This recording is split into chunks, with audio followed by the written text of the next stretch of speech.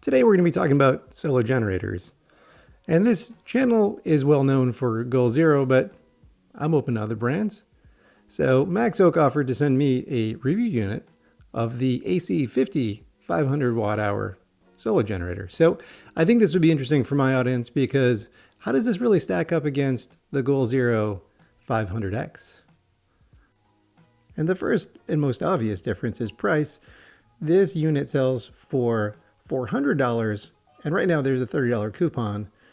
The Goal Zero 500X retails for $700 and rarely goes on sale. I actually think the best competitor to this would be the Jackery 500.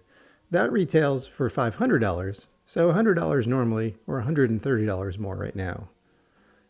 In this video, I'm going to try to compare and contrast these three units so you can have an informed decision when you're shopping for this size solar generator. The AC50 has a pure sine wave inverter rated at 300 watts continuous, 500 watts peak. The Yeti can peak at 1200 watts, and the Jackery has the strongest inverter of them all, rated at 500 watts continuous, 1000 watts peak. On the USB side of things, this has a 45 watt USB-C, capable of power delivery at 45 watts, and 4 USB-A ports, 2 of which are high power. Rounding out the outputs on the front panel, there's a pair of DC barrel connectors and a 12 volt cigarette output. And unfortunately, this is not regulated, unlike the other two solar generators, and we'll get into that more later. There are separate buttons to activate the AC and DC sections. And the display is a little interesting. There's very detailed information about how much you're using on the DC side and the AC side, as well as the input. But the total state of charge for the battery is just represented with a simple 5-segment control. Looking around the other parts of the case, on both sides there are pretty heavy-duty looking fans, and around back is an extra feature. There is a light unit, so tapping it once turns it on, tapping it again changes the brightness to a lower setting, and tapping it a third time causes it to flash. On the top of the unit, there's one more surprise. There's a built-in wireless charging pad, so you can just throw your phone on there and it will charge it right away up to 10 watts. I tried it with my watch. Obviously, that does not work. There's also a pair of integrated handles at the top, which make it really easy to carry this unit around. On the bottom, it's pretty simple. There's just 4 feet and a sticker that gives you more information about the product. And all three of these have the same battery size of 500 watt hours and are largely the same except for the things I've pointed out so far. As far as weight goes, this thing clocks in at about 13.5 pounds, which is on par with the other two units. So one thing that is included with the AC50 is this handy carrying case.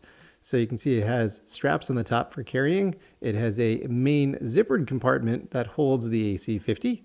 And on the front, there's a small pocket that you can use to put all of your cables in.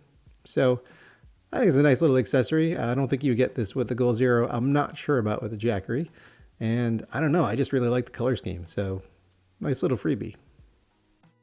So let's talk about accessories in the box.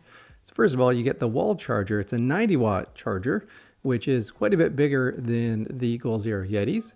It also comes with a great cable. It's an MC4 to 8mm. I recently bought one of these for my Yeti and it cost over $20. They also give you a car charging cable, which you do not get with the Yeti. And lastly, they give you an extra USB-C to C, which is excellent. So they actually give you quite a few accessories that are worth quite a bit of money. So looking at the power brick, it has a removable plug on the end, which is nice. And if we take a closer look at the way this thing works, it is rated at 90 watts and it's just pretty standard switching power supply. But it seems high quality and I never experienced this thing getting too hot, which is nice. This thing will charge in about 5.5–6 hours, which is great. The Goal Zero one is only 60 watts, so that'll be much slower. And from what I can tell, the Jackery is 80 watts. So this has the best wall charger of them all.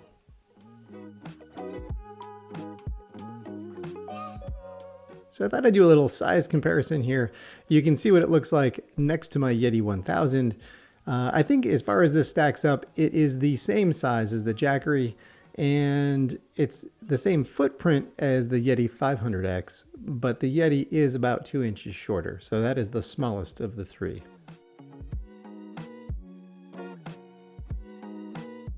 All right, so let's start testing things. So the thing I was really excited about with this unit is it can handle up to 40 volts of input. It has the same 8mm input as the Goal Zero Yeti, but the Yeti maxes out at 22 volts, which is really limiting. The Jackery can handle 30 volts, but this handles 40, so you could even do some panels in series, which is great. Which is perfect because I have this TP Solar flexible panel. This is a 50-watt panel, and I haven't been able to use it at all because my Yeti can't handle the voltage on this thing. Like many larger panels, this TP Solar is rated at 24 to 28 volts, and that's far more than the 22 volts my Yeti can handle. Now, this is great that this ships with this MC4 to 8mm cable because it makes connections super easy. I can just hook it right up to this panel, and it makes it really easy to connect really any standard panel to the solar generator. After that, you just plug it right in the back and you're ready to go. This was a pretty hazy day, and I'm lying this flat on the table, but you can see I'm getting 30 watts of input here, and that's because this uses an MPPT solar input and not a lower quality PWM. Now, Will Prost had done a video on this earlier, and he said that it came with PWM, and I think what they must have done is updated this more recently to the better MPPT style solar charger. So to put that theory to the test, I'm using this flexible TP Solar panel.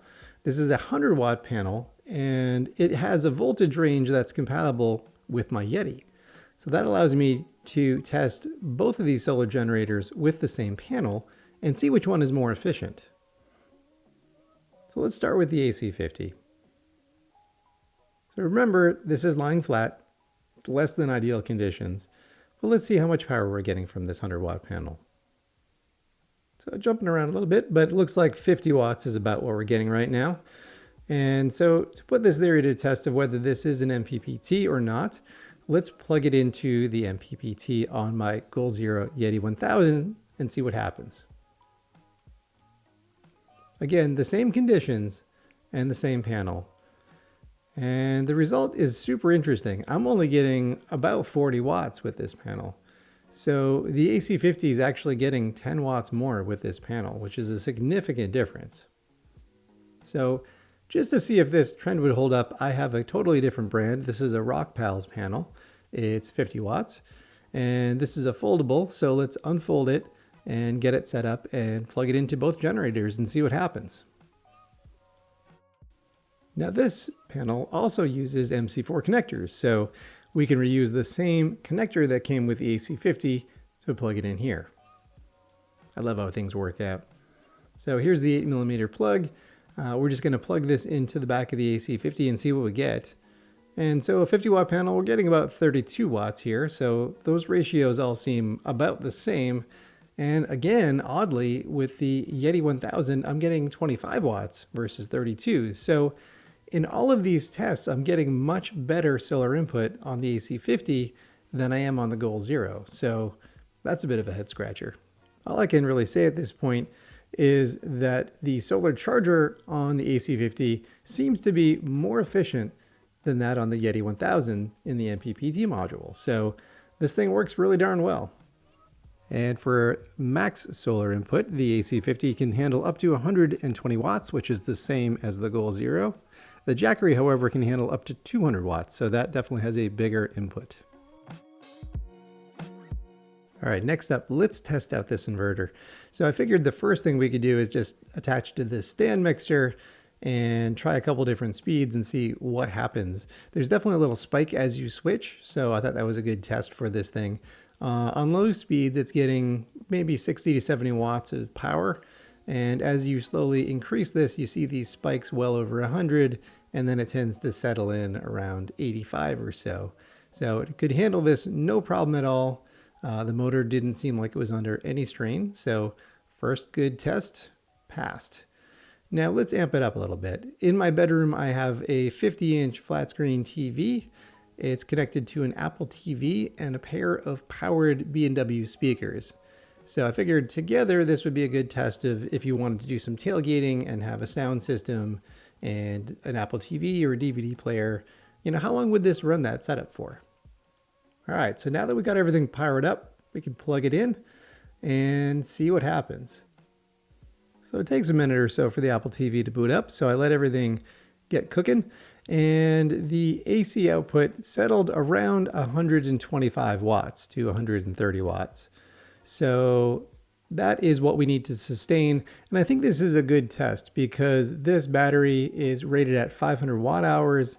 And if we're pulling about 130 watts, that's, a reasonable amount. We're not drawing too quickly and doing an unfair test of this battery. The whole time the fan definitely was on. So when you're pulling more than say 50 watts, the fans on this thing kick in, but it wasn't too loud. And I just sat and watched this for a while to see how long it would last. So 2 hours and 45 minutes into it, you can see we're around 40%. It's a little hard with that low resolution display. And I came back and checked on it again. And soon thereafter, I would say around 3 hours and 20 minutes to 3 hours and 30 minutes, the thing died. So if we figure we're using about 125 watts per hour, and we ran for 3 hours and 20 minutes or so, we're at about 410, 420 watt hours. So that's pretty much right on the money for what I'd expect for a 500 watt hour battery. And that's typical because the inverter turns some of the electricity into heat, and we're also running those fans. Next up, we're going to test the 12 volt output of this. And as I mentioned in the beginning, the AC50's output is unregulated, which means over the course of the battery's draining, the voltage will continue to drop. And that's not good when you're trying to power a big fridge like this. Now, the Goal Zero is regulated, as well as the Jackery. So I don't expect this is going to fare super well in this test. And I'm going to be testing the Dometic dual zone 75 liter fridge freezer here, and it's set to a very, very low temperature. So I'm using both sides as a freezer. So this is pretty much the worst case scenario if you're running a fridge freezer, because this thing is enormous. And I actually have it set on both sides to -1. So this is pretty much as cold as it gets and as large as it gets. And for this test, what I'm going to do is I'm just going to use the 12 volt cable that comes with my Dometic fridge freezer.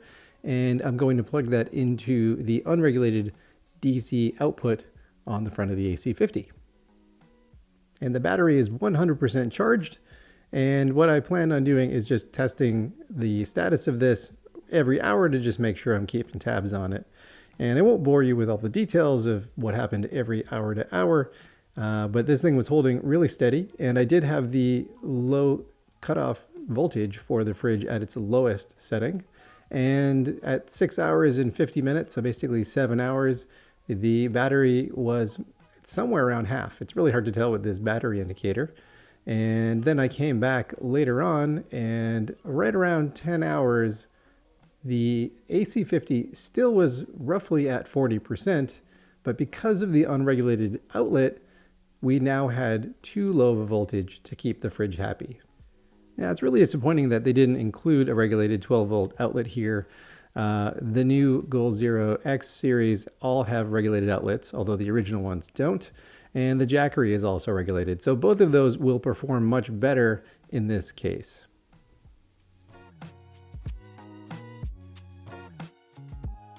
So for a device of this class, I actually think the USB output is going to be the most commonly used thing. So I figured I'd go ahead and test this out. So let's plug in a micro USB based power bank, charging that right up.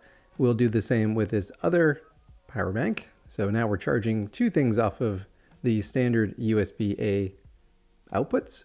And let's go ahead and use the high-speed USB, and we'll plug that into an iPad Pro. You can see that charges just fine.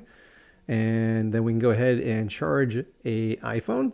So now we have 4 USB devices going, and this is when we can start using our USB-C with power delivery. And this is a 13-inch MacBook Pro. And you can see this thing sees it just as a regular old power adapter. And I was able to keep this device running very easily all day on this battery. And I also tested my MacBook Pro 15-inch, and this thing gets terrible battery life, about 3 hours or so normally. And I plugged it in and it was able to work a full 8-hour day, and it barely made much of a dent in the battery. So this thing's really powerful. So I would say the sweet spot for this device is running lots and lots of USB-based devices and 12-volt devices. And I really appreciated how many USB ports were on here. I was able to easily plug 5 things in, and this thing could put out 50 or even 60 watts through those ports and keep everything charging. So, you know, this thing worked really, really well for all these USB devices.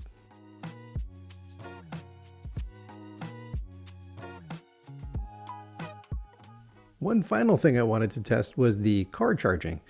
And so this comes supplied with a standard cigarette lighter cable that has 8mm plug on the other side. And so I just went ahead and plugged this into my car. You can't hear it right now, but the car is running. And so I just plug it in here and plug the 8mm into the back of the unit. And it's as easy as that. Well, or so I thought. I was getting 1 watt, 1 measly watt. And so I was a little bit confused. So I brought it to the front of the car and I plugged it into the 12-volt port there, and I got 1 watt. And so I was really confused. So I actually pulled out my Goal Zero regulated cable, hoping that maybe this would do a better job. And I got a whole 6 watts of charging, and I was really disappointed until I started driving. And then I realized, aha, my car doesn't put out enough voltage. So I could easily get 35 once I was going a bit, and I saw it peak up to about 50 watts. So it does work, you just gotta be driving, or at least it depends on your car. All right, so some final thoughts. So after testing this, I really do like the overall aesthetics of this. The build quality is very good, and I like that it has more USB inputs than any of the other units.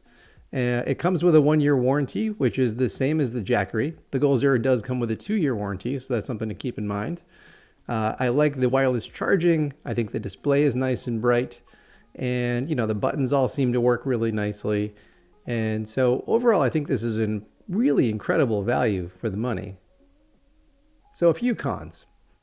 First, although the display is really bright and high quality, the choice of what they put on the display is a little strange to me. First of all, I think all these triple zeros would be much cleaner if it just said 0. But most importantly, the 5-segment display just doesn't cut it for the main power. If you look at the Yetis, they'll give you the percentage. Same with the Jackery. And in fact, I'm testing right now a smaller unit, and that's kind of the platonic ideal. It tells you the total percentages and the input and output. So I wish they had just chosen better values to put on the display. The second major con here is the unregulated 12-volt output. Now, if you're planning on using this with any sort of refrigerator freezer, you got to realize that you're not going to get the full potential of this battery. I really wish they had just spent a little bit more money and put in a regulated outlet. But those are really my only 2 complaints, and neither one are huge showstoppers. And in fact, I reached out to Maxoak to give them feedback about the unregulated 12-volt output, and they mentioned to me that there's going to be a new version of this called the AC50S, and that will be identical except it has a blue case and a regulated 12-volt output. It'll be the same price, so that's launching in November, so look for that. So if you're in the market for a 500 watt-hour mid-size solar generator, I think these are all 3 really good options. However, when you start looking at the price to value, I would say the Goal Zero 500X honestly isn't worth $700. So really, when it comes down to this versus the Jackery, you really have to think about how you're going to use it. If you're mostly using USB-based devices, then I would say this is a better choice. It has more USB plugs and it has wireless charging. If you're using the inverter a lot more, or you're running a fridge freezer off of this, the Jackery is probably a better choice because it has a stronger inverter and a regulated 12-volt output. Now, I think solar generators of this size aren't really well suited for running larger AC appliances. So in my mind, the big distinction is really how much do you need that regulated 12 volt output? If you don't need it because you don't have a fridge, freezer, or other large 12 volt appliances, why not save the $100 or even $130 and get the AC50? And once the AC50S launches, that will eliminate that distinction anyway. All right, well, that's it for me.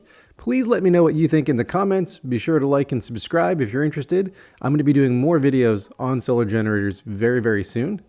And check out the links in the description. I have some discount codes, and they have a big contest happening right now for Halloween where you could win one of these units as well as some of the much larger ones. So thanks for watching, and I'll catch you in the next one.